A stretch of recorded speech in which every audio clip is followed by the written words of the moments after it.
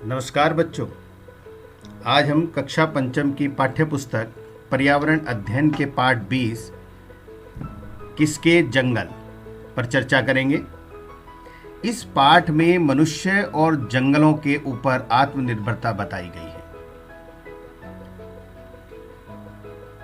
सोच सकते हो ये बच्चे पोटलियां लेकर जंगल में क्या करने जा रहे होंगे।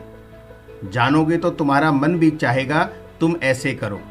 असल में ये बच्चे जंगल में जाकर कूदते दौड़ते पेड़ों पर चढ़ते हैं, अपनी कुड़ुक भाषा में गीत गाते हैं, गिरे हुए फूल पत्ते बीनकर मालाएं गुलदस्ते बनाते हैं, जंगली फलों का मजा लेते हैं, तरह तरह के पक्षियों की बोली निकालते हैं। इन बच्चों के साथ होती है इनकी प्यारी दीदी सूर्यमणि। सूर्यमणि हर रविवार बच्चों को जंगल में ले जाती है। झारखंड के इन जंगलों में घूमते समय सूर्यमणि बच्चों को वहाँ के पेड़ पौधों और जानवरों की पहचान करवाती है। बच्चों को जंगल में लगी ऐसी क्लास में खूब मज़ा आता है। जंगल को पढ़ना किताबें पढ़ने जितना ही ज़रूरी है। कहती हैं सूर्यमणि, हम आदिवासियों की जिंदगी जंगलों से ही जुड़ी है। अगर जंगल नहीं बचेंगे तो हम भी नहीं बचेंगे। तुम्हें क्या लगता है बच्चों, जंगल क्या होते हैं? जंगल बहुत ही घने तथा बहुत बड़े क्षेत्रफल में तरह तरह के छोटे बड़े पेड़ों एवं पौधों से बना हुआ क्षेत्र होता है। जंगल बहुत सारे जानवरों का प्राकृतिक घर होता है। बहुत सी जनजातियां इन जंगलों पर निर्भर हैं। उनका पूरा जीवन इन जंगलों पर निर्भर है। जंगलों से मिलने वाले फल फूल कंदमूल पेड़ पत्तों जड़ी बूटियों आदि का उपयोग कर कर वे अपना जीवन जीते हैं। बचपन से ही सूर्यमणि को जंगल से बहुत लगाव था। वह स्कूल जाने का सीधा रास्ता छोड़ जंगल के रास्ते से आती जाती थी। सूर्यमणि के पिता की छोटी सी खेती थी। उनका पूरा परिवार पास वाले जंगल से जड़ी बूटी इकट्ठी करके बाजार में बेचता था। उसकी माँ बांस से टोकरियाँ बुनकर और गिरे हुए पत्तों से पत्तल बनाकर बेचती थी। पर जब से शंभू ठेकेदार आया, जंगल से एक पत्ता उठाना भी मुश्किल हो गया। सूर्यमणि के गांव के लोग ठेकेदार से डरते थे, पर बुधिया माई नहीं डरती थी। वह कहती, इन जंगलों पर हम आदिवासियों का हक है, हम इनके रखवाले हैं। ठेकेदार की तरह हम जंगल काटते नहीं।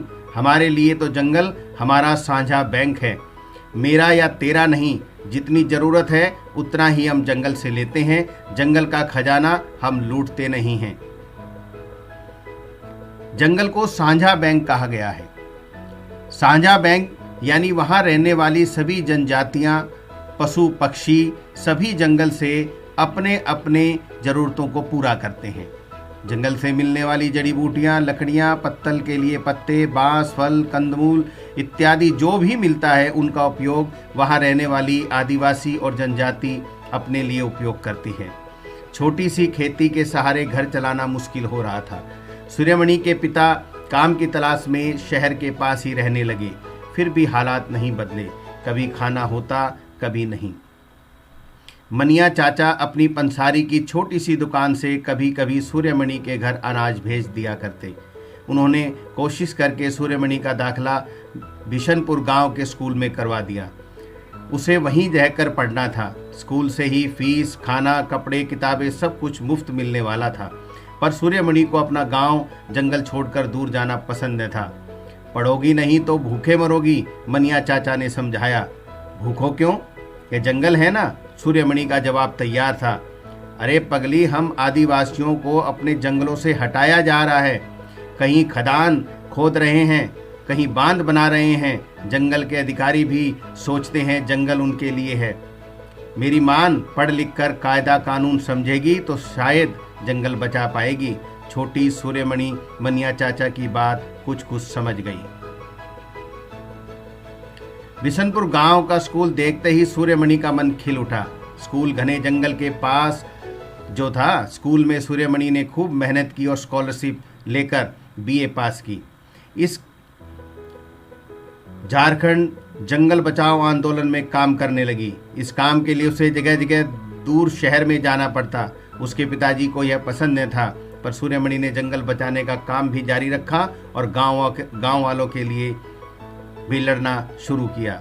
इसमें उसका साथ दिया उसके बचपन के साथी विजय ने। सूर्यमणि का एक सपना था कि वह अपने कुड़ुक समाज की पहचान बनाए। आदिवासी होने पर जो गर्व उसे महसूस होता है वह सभी गांव वालों को भी हो। तोरांग। सूर्यमणि 21 साल की थी जब उसने वासवी दीदी और कई लोगों की मदद से केंद्र खोला। उसने इस जगह का नाम रखा तोरांग। कुड़ुक भाषा में तोरांग का मतलब है जंगल। सूर्यमणि चाहती थी कि लोग त्योहारों पर अपने गीत गानों को गाएं, उन्हें भूले न और अपने पहनावे को चाव से पहने। जड़ी बूटियों की समझ और बांस की बनी चीज़ें बनाने की कला बच्चे भी सीखें। अपनी स्कूल की भाषा तो सीखे ही, अपनी कुड़ुक भाषा का रिश्ता भी उससे जोड़े। यह सब तोरांग केंद्र में होता था। मिजोरम में खेती की लॉटरी। हमने सूर्यमणि और उसके जंगल के बारे में सुना, लेकिन अलग अलग राज्यों में अलग अलग तरह से खेती की जाती है या खेती के नियम होते हैं। मिजोरम में खेती की लॉटरी। झारखंड के जंगलों के बारे में तुमने सूर्यमणि की कहानी में पढ़ा। अब तुम मिजोरम राज्य के पहाड़ों पर कैसे जंगल होते हैं, वहां लोग कैसे रहते हैं, कैसे खेती करते हैं, उसके बारे में जानो। इस साल किस परिवार की खेती की कितनी जमीन मिलेगी, इसकी लॉटरी निकालने वाली है। जमीन को साझा मानकर सब लोग को बारी बारी उस जमीन पर खेती करने का मौका मिलता है। बांस के एक सुंदर बर्तन को हिलाकर उसमें एक पर्ची निकाली गई। वाह, साइमा सर के परिवार का नंबर पहला आया। वे बोले, झूम खेती की पहली पर्ची मेरे परिवार के नाम आई है। यह मेरे लिए खुशी की बात है, मगर इस साल हम ज़्यादा ज़मीन नहीं ले पाएंगे। पिछली बार मैंने ज़्यादा ज़मीन ले ली थी और मैं अपनी जिम्मेदारी पूरी नहीं कर पाया था। मेरी बहन झीरी की शादी के बाद स्कूल की नौकरी के साथ अकेले खेती करना मुश्किल है। साइमा सर ने 3 जमीन मांग ली। छोटी माथनी पूछ बैठी, 3 जमीन? चामुई ने समझाया, 1 टीन बीज हम जितनी मिट्टी में बोते हैं उसे 1 टीन जमीन बोलते हैं। धीरे धीरे ऐसे ही लॉटरी से गांव के सभी परिवारों को खेती के लिए बाकी जमीन मिल गई। झूम खेती। झूम खेती का तरीका निराला है। एक फसल कटने के बाद जमीन को कुछ साल तक आराम करने देते हैं। उसमें खेती नहीं करते। इस जगह जो बांस या जंगल उग जाता है उसे उखाड़ते नहीं, बस गिराकर जला देते हैं। यह राख जमीन में खाद का काम करती है। जमीन को जलाते हुए आसपास के पेड़ न जलें, जंगलों को नुकसान न पहुंचे, यह भी देखना पड़ता है। फिर जब इस जमीन में खेती की बारी आती है तो जमीन को जोता नहीं जाता, मिट्टी को हल्के से हिलाकर बीज छिड़क देते हैं। एक ही खेत में अलग अलग तरह के बीज जैसे मकई, सब्जियां, मिर्च, चावल बोए जाते हैं। फसल पकने पर गांव में सबसे बड़ा त्योहार मनाया जाता है। सब साथ में खाना पकाते हैं, खाते हैं और मजे करते हैं। चेराव नाच भी करते हैं। क्या होता है चेराव नाच? इस नाच में जमीन पर बांस की डंडी लेकर 2-2 लोग की जोड़ी आमने सामने बैठती है। ढोल की ताल पर डंडियों को जमीन पर पीटते हैं। समझ क्यों रहे हैं? आओ देखते हैं चेराव नृत्य।